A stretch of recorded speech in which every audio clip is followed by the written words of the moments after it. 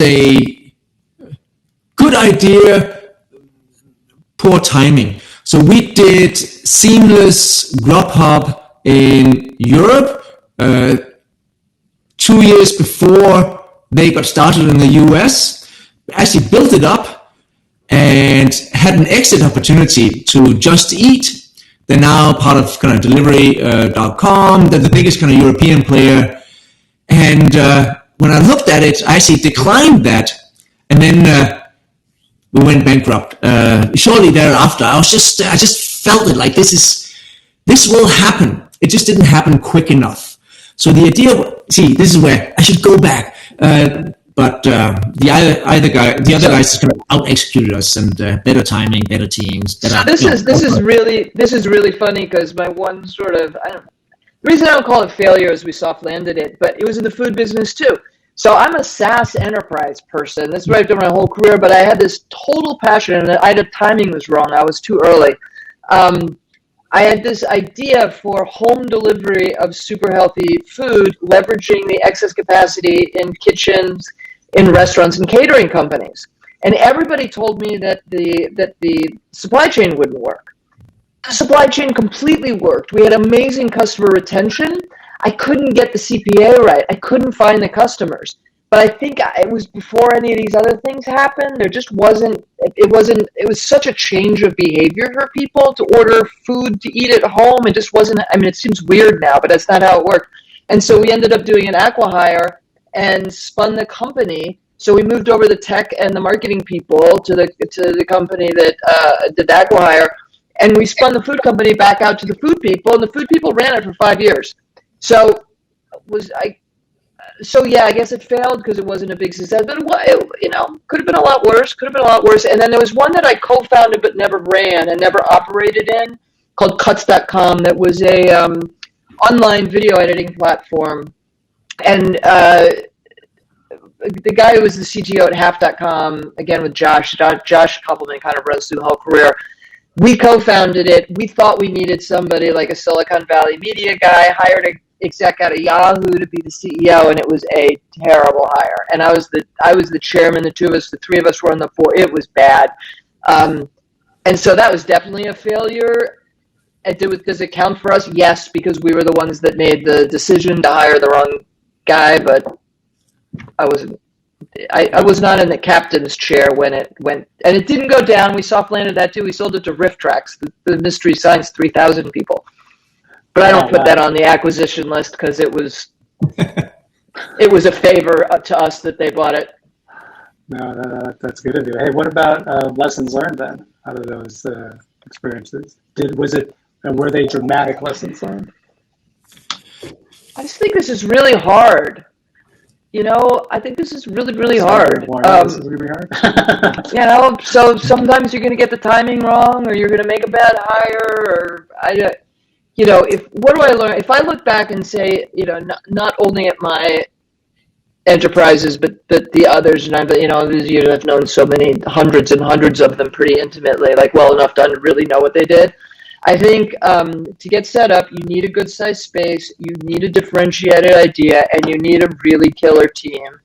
And then you need to not screw up your cap table. Everything outside of that is execution. Now, execution is a list of about 10,000 things, right? But at those early days, those are the things that I think set you up for the potential for success or not. If you're in a small space, it's going to be, if you're in a bad space, it's going to be, like the food thing was just a bad space at that time. That was going to be nearly impossible. If you have the wrong founders, then you get these, there's founder breakups can absolutely kill companies. What's wrong founders? I want to know what that means. You have to be values aligned. You have to be mission aligned. You have to be really clear about roles. I think one of the danger signs, which is the number one thing you see as danger all the time, is the even founder split. We were not mature enough to have the discussion about who's bringing what value and who's doing what role, so we're going to split it a third. And then you fast forward 2 years, and one of the people isn't in place at all, and one of them is a customer success person, and the other one's the CEO, and they all have equal shares, and now your cap table's all screwed up. That's really common. Like that's a really common, just avoidable error. That's an unforced error in baseball terms. So that's really common. And then great founders have complementary skill sets, bring something different to the table, but are aligned, right? Really deep alignment. Cool. And Dennis, hard lessons learned from the failure. I believed volume would solve my unit economics. And sometimes that is indeed true. Sometimes it is not. Not usually. And I think you can probably come to that conclusion certainly a whole lot earlier than I did. So I just kept ramping up revenue, and you fall in love with revenue all of a sudden. But if the unit economics doesn't really support it, then you just die, which is what we did. So we never had a decrease in revenue. We had a forever increase in revenue, because we were riding a reasonably good wave, even though it was small. And suddenly after that particular venture, I'd become slightly more anal with my unit economics. I said, I'm just not making that mistake again. I think the second learning that I've kind of mentally tattooed is to know when to call it quits. It is okay, pick the 95%, doesn't matter. The most likely outcome of your venture is that it's not going to work, and just man up or woman up and accept it, but try to figure out what determines the end. So I've started to kind of write up at least a set of metrics or scenarios where I now know, or I believed in the beginning, that this is what the end would look like. Because in the end, you always believe you can escape it. As saying, I'll do another 2 months, I'll do this, I'll do that, because you're not super honest with yourself, because you're really fighting on the front now. So I've tried to write up at least some definition of, this is what failure looks like, Dennis, and it's okay. And that's what you believe before you started it. So those certainly, two things that I that's really hard. I agree with Dennis, man. That is really hard. Because that attribute, that required attribute of persistence, is really hard to turn off. And we're all, if you do this, you've got this real competitive streak too. So you do not want to lose. It's really hard. I have such a weakness. It is absolutely one of my weaknesses. I'm persistent to a fault.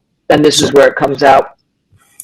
But I ran it for many, many months beyond the point where I think to any sane person, you guys are not just dead. I think, Amic's got a hitman out for you right now, Dennis, looking for you. I think he's at your front door. It's like, I should have, as you say, I just couldn't turn off that persistence. I was unable. I just, you have to kind of come to my desk and take the keys from my hand. Not before that. I'm not surrendering before that. And it was just, it was not healthy. So I think another best practice that just made me think of, which we talked about earlier, Joe, is the creativity in terms of how you work with early customers and where the money comes from. And I thought I'd tell one brief story. It's really a long story, but I'll make it short. In that first company, we were raising a Series B. And it's really important that your prior, and there was no Series C then, so it was really like a Series A, as I guess now. Second outside round of funding. And they're notoriously difficult to raise. And it's really important that your earlier investors are going to invest in the later rounds, because they're the ones that knows it well and all the rest. So we had confirmation that they were going to do that. And it was a hard round, right? Because what you've done is you ramp up your expenses. So you're burning, which gives the investors the chance to corner you because you have to do something.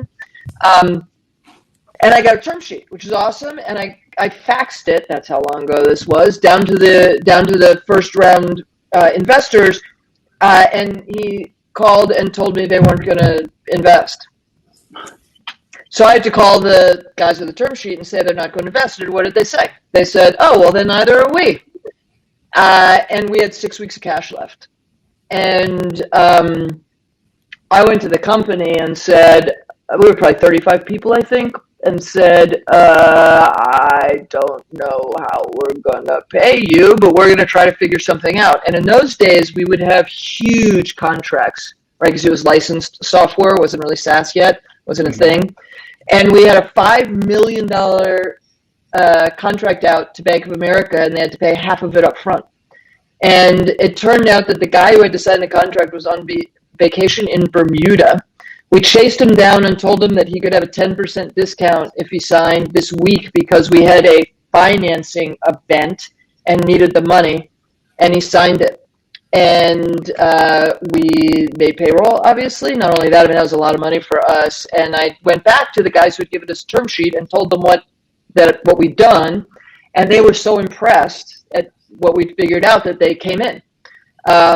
Those first round guys were a problem through the entire life of the company. But the point of that story is actually it was a customer that saved our butts, right? Because we were providing so much value to them, they didn't do it. And so I think that's the lesson, is using customers and being really creative in terms of how you think about deals and how you think about money, particularly in early days. VC is not the only answer. Wow. Well, that's almost a topic in and of itself, but creativity in deals. Yeah, I think that's a good one too. And we're not even just talking about financing deals. We're not even talking all kinds of deals. Anything. So I think that one should definitely go on the list. Hey, but why don't we take that opportunity to check out our best practices list? Because I think Serena, who's our invisible hand helper here, has been writing down all the nuggets of wisdom that have been coming from both of you. So if we can take a look here. Wow. This is deep. Okay. Somebody's taking notes. That's scary. Yes, this is more than best practice. Terrifying. Yes. Okay, but anyway, so let me see if I can just go through this really quickly. Oh, what a great list. Thank you, CJ. So fail lessons urged. Oh my gosh, I can't even go through this. This is going to take me like 5 minutes, which is an eternity for our time. But creativity, definitely. We scroll down a little bit. About the process towards building to an exit, relationships. That was definitely an important one, I remember. And down there, which I think maybe can be even bolded even more, persistence. Witty, ruthless, relentless. Keep the relationship going. Okay, great. All right. I think we got our money's worth here out of that. One thing I'd like to do, two last things on our agenda. One is I want to ask both of you if you had any, I don't know, just if you knew someone who is going to be an entrepreneur, they already made the decision, they're starting their company or in the midst of it. If you only had to tell them like one or two things, what would you tell them? They already started. Can I answer the question as if they hadn't already started? Yeah, either one. Yes. Being the rule breaker that I am. Or you can do both. Before they start. Do both. So I'll do just this one, and then hadn't started yet. Hadn't started yet, right? So I want to do that one, and then I'm going to throw it to you, Dennis. That maybe I can add a second. So show how old I am. I really worry that it's gotten to be sexy to be an entrepreneur, and that there are people who are doing it who actually don't love it. I think that you really have to think about this as it's a thing that you can't help doing, right? Like both of us have been in and out of supposed retirement because there's a passion you have for the thing you're building and for the process itself. This is so fucking hard. I got to tell you, this is so hard. There are as many valleys as there are peaks, even when companies really work. Right? Facebook, Google went through huge layoffs early in their lives. They're never straight up and to the right. And so I think it's really important to pause before you do this and think realistically and deeply about whether it's what you want to do. Because I see so many people who end up failing, and there's nothing wrong with a failure. If you do this, you're going to fail for sure along the way. It's more that they're miserable, right? It's not, you don't do this for somebody else. You do this because you see an opportunity and you feel compelled. And not because it's a cool thing to do or because everybody in your class is doing it or whatever else. I really fear there's like too much of that going on the market right now. All right. And I think we're going to Dennis for either the first or the second. We're going to talk to someone who's thinking about it or just started. They've just started. Okay, let's do that. I will per usual, just echo Lucinda here, which is that you must somehow create a setting for where you enjoy the journey. You can't do this for the exit because most likely there won't be any. So the journey in and of itself should be, if not fun, it should be one of those things for where you get to 65 or whatever age, you sit down, you speak to your grandkids, and you'll say, hey, let me tell you a story. And that story should be awesome. And you do it because of that story. Not because you earn $10 or -2 or much more or much less, but that particular part, that journey, those 3 years where you won or lost, that needs to be really enjoyable. Because the hard work part, and this is not to discourage anybody, I am so pro-entrepreneur that I think you should do it, but it is typically much, much harder than I think most people imagine, because you've done a few projects when you took your Columbia MBA or whatever, and it looked like doing a company, but it's not anything like that at all. So that hard work part doesn't have to be sad. It's just hard work, but it needs to be kind of enjoyable. And there's a few tricks, certainly. I'll give you a few pointers, which I did. I immediately kind of eliminated the whole idea of kind of running two lives, kind of a company life and a personal life. I just had one life. And that one life, I brought everybody into it, which is that my life is my company. So there's nothing outside of that. So if we speak because we're doing something which is a company-related thing. So I brought my kids, wife, and everybody to company things all the time. Actually, I closed a round with SoftBank with my 7-8-year-old daughter taking notes in that meeting. It worked splendid because they couldn't figure out either. Dennis is crazy, too cocky, stupid. I can't figure it out. And what is she writing down? What is going on? What's in her little notebook? We closed around, by the way. But I took them to everything. But full circle, back to the beginning, the journey. Make sure you really enjoy that journey and you have a laugh along the way and that you actually get a story out of it. Yeah, so I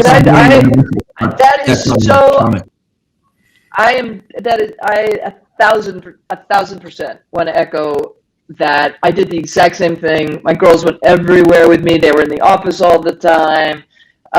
And likewise, we used to do, when I was in my early 30s and everybody was having kids, we would do meetings at 9 o'clock at night, but we took dinner hour off, right? And so that you're in this mode where everything is blended together, and it's absolutely got to be about the journey, because the exit may or may not happen. The two things I hear that are scary to me are people will say they're in it for the money. If you do the risk-weighted analysis, this is not a good way to make money. And the second is they want to get work-life balance. I'm like, okay, I guarantee you are not having that. Guaranteed. Well, so that sort of goes back to like when we're talking about best practices coming out of both of you, because it feels like, both of you are extraordinary individuals, obviously. But even when you talk about how hard the journey is, which I would echo, from my experiences, maybe that is at its core one of the reasons why both of you have gone 4 times. It's awesome. I always say there's such a my shorthand about this is always, so you go, I don't know you ever do camping or anything, but do you remember the camping trip where it was perfect weather and nothing happened and everything was you remember the camping trip where there was the torrential rainstorm and your tent, you lost all your food and the bear came, and that's what you remember? Like, which way do you want to live your life? Yeah, exactly. So here's a footnote. It's not a best practice, but a footnote. So last 2 ventures of mine, we've had mandatory 6-day weeks, work till 10 on Wednesdays. And we could only escape that when we hit some initial inflection point where we thought we had kind of escape velocity. Everybody hated it, me included. But we all thought it's going to hit that inflection point where we thought we might just survive. And we all took great pride in finally kind of reaching that. And the first company, it took 9 months. On this last one, it took, I can't remember, 17 months. We cried, the last half of the year. but that's what we applied, and everybody did. It worked great as a filter for new hires. Plenty of good people immediately declined. Like 6 days, bugger off. So it's a fantastic filter in that regard. Wait, was it the 6 days or what was the 10 p.m. on Wednesdays? All of it. Okay, go. All of the above. Another footnote to that. We also had people sign. So I wrote up a pledge, kind of my view of who we are, what we're looking for, and how we should behave. Kind of like a half page, half poem. And I had people sign it. And I remember Gunderson told me all the time, Dennis, you're an idiot. This is not a legal contract. What are they signing? And I told him, like, you're an idiot. Do you think people stay put because they signed an offer letter? They'll quit any day of the week, no matter the amount of contracts we signed. No, they will stay, because I didn't go as far as kind of bringing the knife to the office and kind of share blood, but it was the idea of the same thing in a piece of paper. And he's like, this is story night. We should turn this into a 4-hour kind of session. So we had a bit more. Come on. in my prior venture. This was very. You would tell me, Lucinda, from a kind of hiring practice, I think this is probably even illegal. But we had new engineers come in. We would have a disassembled desktop, like just all the raw parts, like memory, CPU, motherboard, graphics card, so on and so forth, on one side, and then we have a ticket, a bug in the system. We said, your job now is to assemble this desktop, get the whole environment up and running, solve a bug, and push it to production, have it solved, and then leave.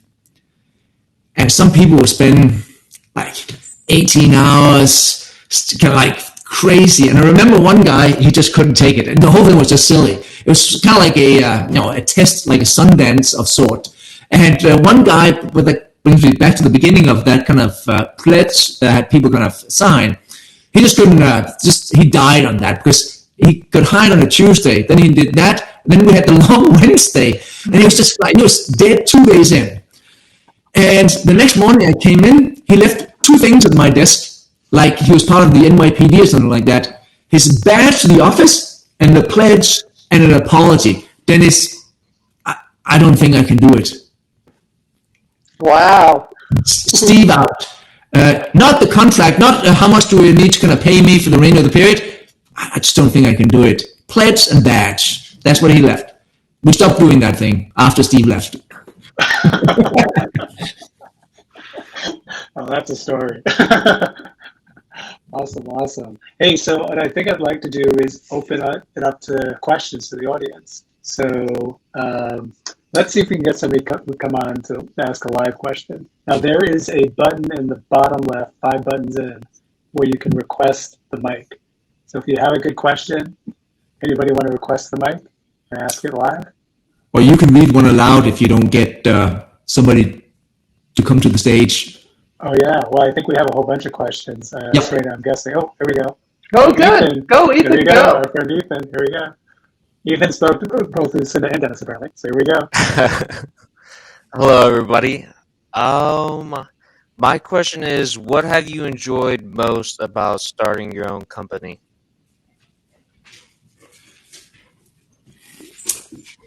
Do you know what I really enjoy? Positive customer feedback. Like all the other things for where signing contracts, this and that, it's all great. Like if I get a tweet, just a tweet, I don't really need much food to survive. If I get a tweet from a happy customer saying, hey, I tried out your product, or I used it, or I did this and that, and it just rocked, I can go for weeks on that. Absolutely. That's the part of the journey I love the most.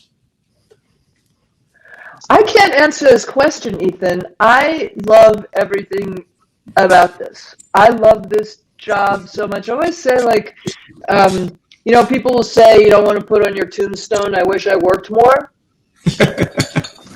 I get to the end of most days wishing I could work more. I wake up most days with things about it in my head. I love the fact that there's 800 different things that I do in a week. I like the fact that I might have to go from a sales call to an investor call to letting an employee go or having a hard conversation.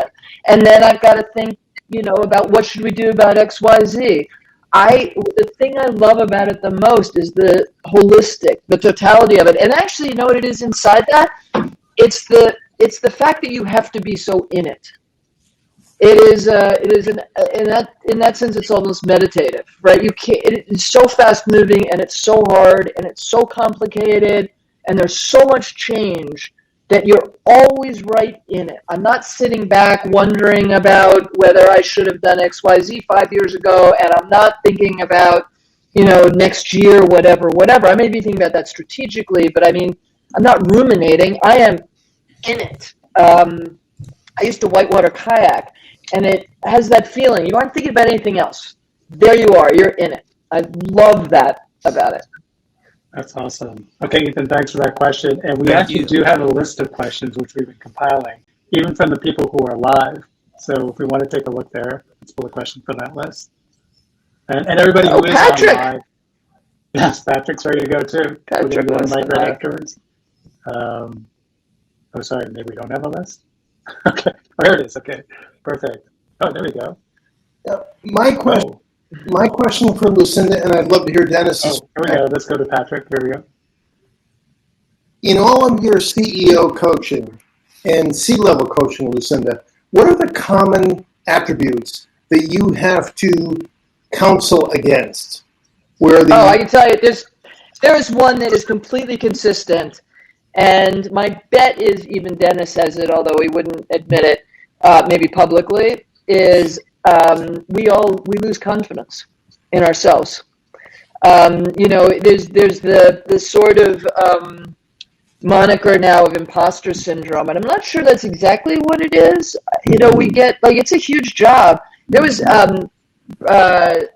Ben Horowitz had a thing, I think it was a tweet that I loved so much, or maybe it was in his book, A Hard Thing About Really Hard Things. I forget where it was, but I know it was him. And he said, the maximum possible grade for a CEO is 23 out of 100. Right? So if you're grading on, and that's the truth. So literally every day you're screwing something up. Every day you're doing something suboptimally. And that's really, that it gets to you, right? And so you feel like sometimes the company is bigger than you. You're not up to the task. You have to do something really hard, in a conversation with somebody, or your customer's really angry at you and for good reason or whatever it is. There's a constant assault of stuff that's hard, and as well as stuff that's fabulous, right? It is both. And that results, I think, in this fundamental lack of confidence. And it's a weird thing because you had enough confidence to do it, and in fact, you keep doing it every day. But every single CEO I've worked with, including incredibly successful CEOs, all have crises of confidence, almost all the time. On a daily basis, you're thinking, Jesus, fuck, I can't do this. This is too, I'm not the right person for this. Right, all that sort of stuff. That's the most consistent by far. Awesome. Hey, so thanks, Patrick, for that question. And guys, we'll hit you with the next one. So, I would want to answer that. Patrick is probably still here. I'll just quickly say so. One of the kind of key attributes that I found hard to inject into that C-level set of new executives that arrive once you kind of reach a certain level is urgency. In the beginning, once I kind of drive the train, I can apply just enough urgency for where we have what I believe is the right velocity. Once we start to kind of inject those layers, it's just, at least to me, kind of very hard to see the same level of urgency. And that is where I probably get kind of the most disappointment in what I thought would be a stellar hire and ends up being an okay hire, or even a poor hire, is that they don't see the same level of urgency. As in, they think this is a job. No, we are 2 clicks short of dying.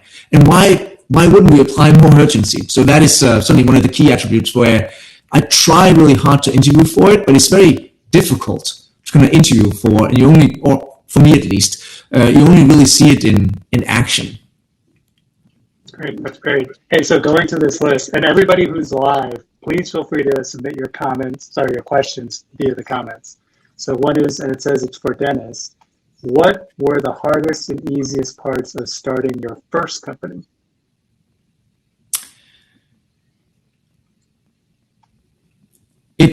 I was super young. It took me and it comes back to a thing that Lucinda said earlier, it took me a little while to create the obvious conclusion that I was the CEO and that at some point we might just disagree on something, but there can only be one decision. We can't both kind of walk left and right at the same time. And at 23, and my co-founder at that point was perhaps 15 years older than me and looked like an adult, had a real life, kids, the whole thing. And who am I? Out of college? Don't know shit about shit, but it was still my job. And it took me a little while to kind of get into that role. And if anything, this is just me being super optimistic, the fact that we had this kind of clear contrast for where they came in, looked at the room thinking, oh, he must be the one in charge. And it wasn't, and it was me, probably had me accelerate quicker to a position for where I need to kind of figure out how to cement myself as the CEO and figure out what are the exact things which I do to make that happen. But it was not easy. I thought about it a lot in the beginning. Wow, that's great. That's great. Next question up the board, and this is from Lauren from Instagram for Lucinda. How long is too long for working solely on the product? I don't think there's a generic answer to that. So, for example, I was talking to a CEO this morning who's doing AI robotics stuff they're inventing things that have never been done, and I think they spent 4 years on product. But that's that kind of problem, right? If you're doing an app or something like that, like months literally, and before you should be out trying MVP, super tiny. So I don't think there's a generic answer to that. Pretty universally, a quarter of what you think it should be. Yes. Well, whatever you think it is, just cut that shit in half or less. Yep. At least. Yep. There you go. And here's a question from Jorge from the event. And this is an interesting one because it's a little more sophisticated. What do you do to allow for your founding culture to survive beyond the exit and your departure? I would challenge that. So if somebody acquires you, they acquire a lot of things. The one thing they don't want to acquire is your culture. You might have a culture so unique, like Zappos. That might be the only example I can come up with for where there was some idea that they got acquired in part because of their culture, but outside of that, I don't think the acquirer ever wants really much to do with your culture. And it's actually super hard. It's actually one of the things which I'm working on right now in the post-merger integration part is to shed ourselves from our prior culture. So we had one of our values were transparency, and the acquirer doesn't mean that they are hyper secret, but they're just not as transparent. And we can already see now that things which we share in public, they are very uncomfortable with, either in true public or even just on an all ad or some Slack channel for where, that we should have vetted first. So they are not in the market for our culture. So I'm not sure I would agree with that. I think it's one I agree with Dennis completely. I think if you think your culture is going to survive a sale, you're just wrong. Okay, there you go. Enough said. And here's a question from Liam from Facebook, but I'm going to see if I can expand this a little bit. His question is, where did Lucinda learn to hire people? But I think what maybe everyone would be even more like, or would more want to hear about is some of the stuff, Dennis, you were talking about. Like, okay, you have these things that you do in the company which acted as natural filters for people who might be thinking of joining. Can you share even more of that? And also in terms of and also any best practices for hiring. So I've tried to do 100 things, but I certainly tried to do two things. Come up with a set of filters so that people naturally, without having to talk to me, can see that this is not going to be a good place for them or a good fit. There might be fantastic people, just not together with me. And if you can come up with them and make sure they are exposed publicly, then you're just less likely to make a mistake. And it's really the mistakes that are dangerous, that you end up hiring somebody that you believe are good, but it's not. And all sorts of kind of ills can come attached to that, which we can talk about at length. That's the one part. The second part is I've certainly tried hard in any kind of pre-interview to figure out what is it that I would like to know come the end of this. As in, once we're done here, can I kind of close my eyes, create a picture of once they're hired, how would they behave in this and that situation? And if I can't answer that, well, either I wasn't good enough at the actual interview or they weren't able to kind of provide the answers I had kind of hoped for. But if I can't imagine how they would behave once hired, I'm not so sure we will really get to a positive relationship. So I try to really make that crystal clear. I hire a head of product. What is it that I want him to do on the other side? And I create these kind of little scenarios where, this happens. This is the decision I would want him to take. Now that we've had this chat, can I see him take that decision? That might be super ambiguous and I can't see it. Well, either we need to talk more or we're just going to end it here. Yeah, so this is an area I know at least my chief of staff was on here earlier and he'll laugh at me saying this. I'm not particularly disciplined or process oriented.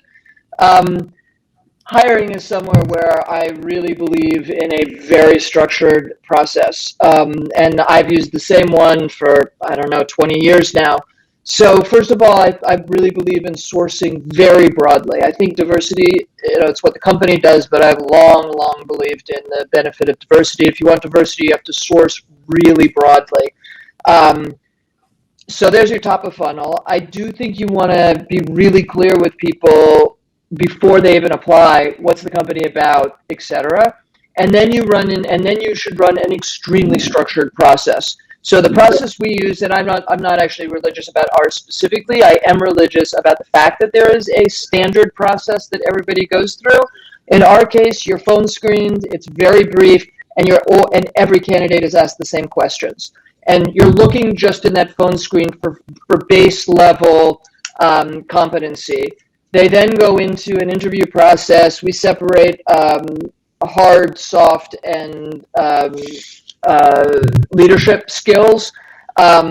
Again, leadership skills are consistent question sets across every interview for every position. Soft skills are within each function, and then hard skills are job specific. Every applicant is asked the same questions. So very structured interview process. You should use primarily evidence-based questions. So give me an example when. My interviews are boring. All I do is say, give me an example when, give me an example when, give me an example when, or you might throw in some hypotheticals. You're not chatting nicely with this person for an hour to get your gut instinct. You're structuring a process so it's fair, it's open, and you actually get the data that you need, and you're getting it from different angles. We tend to use a lot of 2-on-1s. In a 2-on-1, one person is interviewing, the second person is watching, because it's very difficult when you're interviewing to take good notes and really take it all in. It's a little intimidating. It's harder virtually. We're 100% remote. It's harder virtually than otherwise. And then I always, for my companies, I made the mistake once of not doing this. I will never do it again. I interview every single candidate, even interns. I interview interns for 10 or 15 minutes, but literally everyone.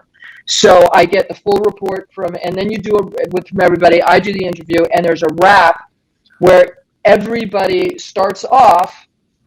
Everybody's in the wrap who interviewed them, and it starts off with a 1, 2, 3 shoot for a thumbs up or thumbs down. And the reason we start like that is because otherwise everybody's influenced by what everybody else says. So you start with a vote. The vote's not the end of the day. It's not democracy. It's just to get everybody on the table. Everybody discusses the candidate, and then there comes to a consensus. Really critically, every individual who interviews has a veto right.